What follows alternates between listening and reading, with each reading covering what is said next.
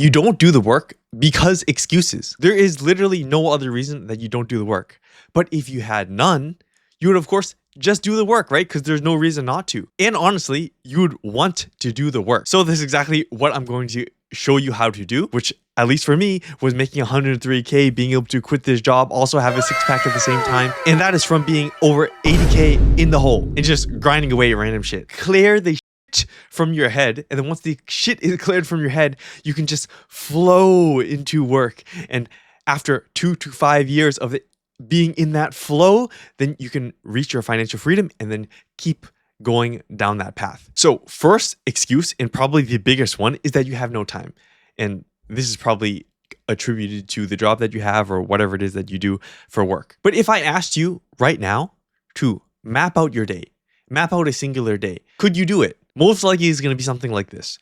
Oh, some days that you're working, on the weekends, you're kind of doing whatever. Maybe some days you'll get in the workout if you're feeling like it. Some days you'll just be scrolling on TikTok and then you feel bad about yourself. Then the next day you're going to try to put in some work and oh shit, you failed the work. So the next day you try to do double the work and oh, you failed again. So you decide you're just going to put in what little work you can and you do like one task the next day and you're like, oh fuck, that feels great. And then you do it for like 2 weeks. You get in all your free time productive and then you start to get burned out and then you fail. This cycle sort of repeats over and over again. But essentially what this means is every single day for you is sort of random.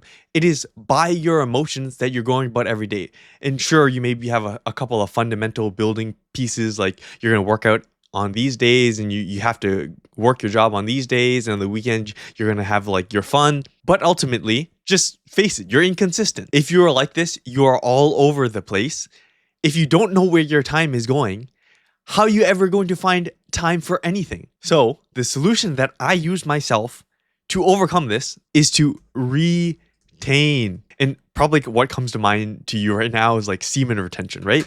And I don't specifically mean semen retention here. I mean, the very principles of semen retention is what you can use. If you look at the very basis of retaining, it is to put your time and energy towards what you want and retain it from all the things that you don't want or that align with whatever goals that you're trying to achieve. So in the spiritual realms, of course, that could be semen retention itself, which you could say like, oh yeah, it builds up energy within you and then you can like align with the universe.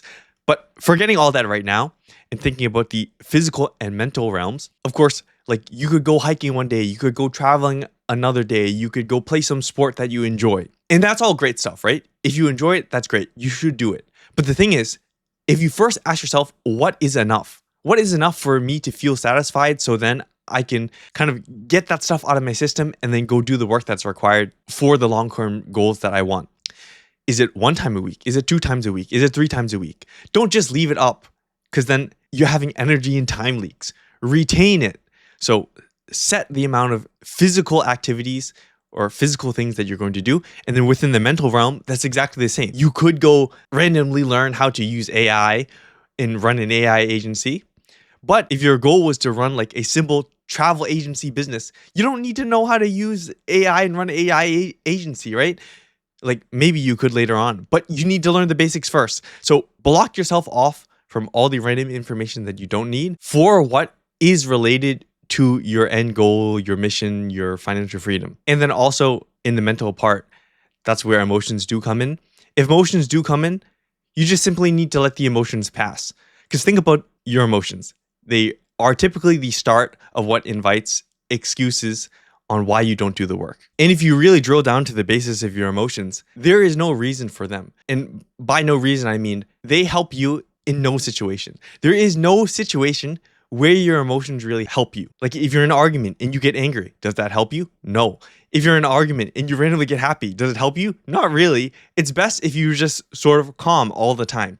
So if you have an emotion, acknowledge it and then let it pass. Then that can shift you back into your more logical frame of mind, which then will allow you to most effectively retain your time and energy. So the excuse of time in all dimensions of your life is resolved, but another excuse that you have is you might not be sure about what you do want to work on. Like, sure, you think it could be related to your goal. You think it's the right thing to do. But of course, there's that uncertainty. There's always uncertainty towards this novel thing because the act of going towards a goal is the act of changing. And that in itself could prevent you from doing the work. But think about the process. Let's start with the process of actually doing work. So typically, you would gather information first. So you would watch a video. Once you've watched the video, what do you usually do? You just go watch another video and you're like, oh, that's good info, right? But wait a second.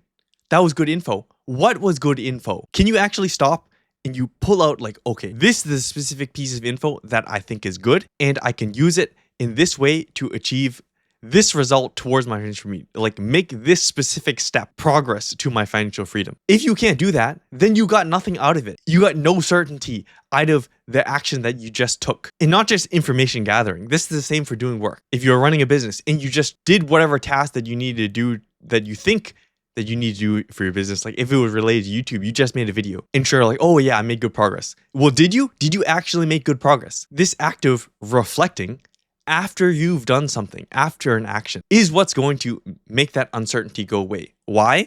Because instead of like, oh, that was good, but in reality, you're not actually ever sure if it was good. So sometimes you're doing things that are right. Sometimes you're doing things that are wrong. And then you have like the highs, like, oh yeah, fuck yeah. And then the lows, like, oh fuck, this worked before, but it didn't work now. Now you know, okay, this is what works.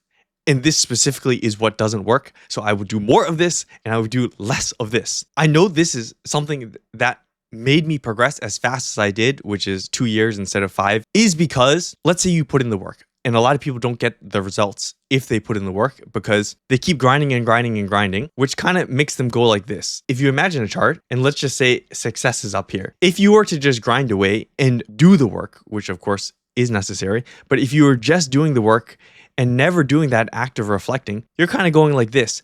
You're making no improvements. You're putting in a ton of work, but no improvements versus the one who reflects and knows over time what to do and what not to do is, let's say you do 3 productive tasks per day. The grinder is just doing those 3 a day. And by the end of the year, he has like 1,000 tasks done and he works like for like 1,000 hours or whatever, right? Versus if you were to make that improvements, the hit rate and the amount of progress that you are making towards your goals is getting higher and higher throughout the year. So rather than just getting 1,000 things done, you are now making 1,000 improvements in the year. So for the 1,000 things that you've done, you make more and more progress on each one and are getting clearer and clearer about what you specifically need to do. So getting rid of the excuse of not being sure, and you get this exponential type of growth to your success. But the problem with reflection is that you get stuck in analysis paralysis, and then that, of course,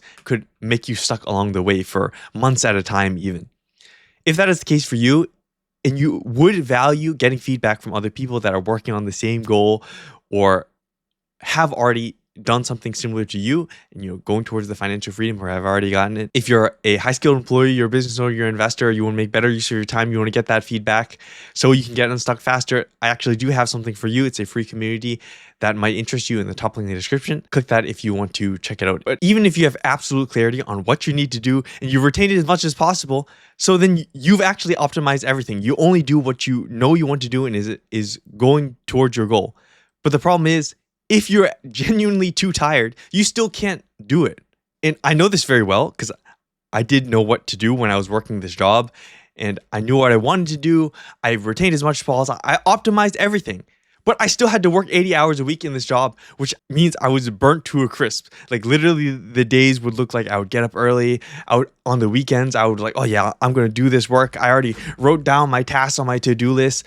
But then I open my curtains and like, oh fuck, the sunlight burns my tired eyes. And then I try to like splash some cold water in my face to wake up. And then I go and like grind out a couple hours of work. But then you can see literally a real example. If you go back like a year or so in my channel and watch a video then, that is when I was making those videos, just grinding out in this job still. Those videos were trash and they got no views because I didn't have the necessary energy to actually put out the necessary quality in order to get the results. The way you can think about it is if it is a glass. Every single task that you want to do towards your goal is sort of like a glass. And until you're able to put in the necessary focus into your work to fill up the entire glass and then have it start to overflow, and that overflow is now the results, then you're not going to get any results. Which is why when I was working, when I was still tired, just grinding out the hours, putting in the work and getting the work out there, like, sure, I got the glass out there, but the glass was not full. The glass was not at the necessary quality to actually get the overflow of results. So what that means is, first is you need to get the water, you need to get the energy, and then that is when the results can flow out of the work that you output. So what do you need to do? What are the specific steps that you can take? So I know you're ambitious. I know that every second that you are not working, you feel like you're losing out on your potential. Every second that you're not grinding is grinding away your future. That is not the case. If you really look at it, your ambition is working against you in this case because of the fact you need that minimum threshold. So very literally is, if you spend the time, you spend additional time to get the sleep, to cook a nice meal, and then get the physical and mental energy to do the workout, so then you can be physically energized, have your blood flowing, and just feel like you're not falling apart. So then you can put in a couple of quality hours in the weekend or in the days after work at a higher quality. You're going to meet that necessary quality threshold from having that additional energy, even with putting in less time, because you diverted extra time for doing all those other things that's going to keep you healthy. And that clears up the excuse of not being tired, because you're in absolute peak physical condition. And that's honestly why I mentioned the six pack in the beginning. Although this doesn't help you if you get stuck on the actual work.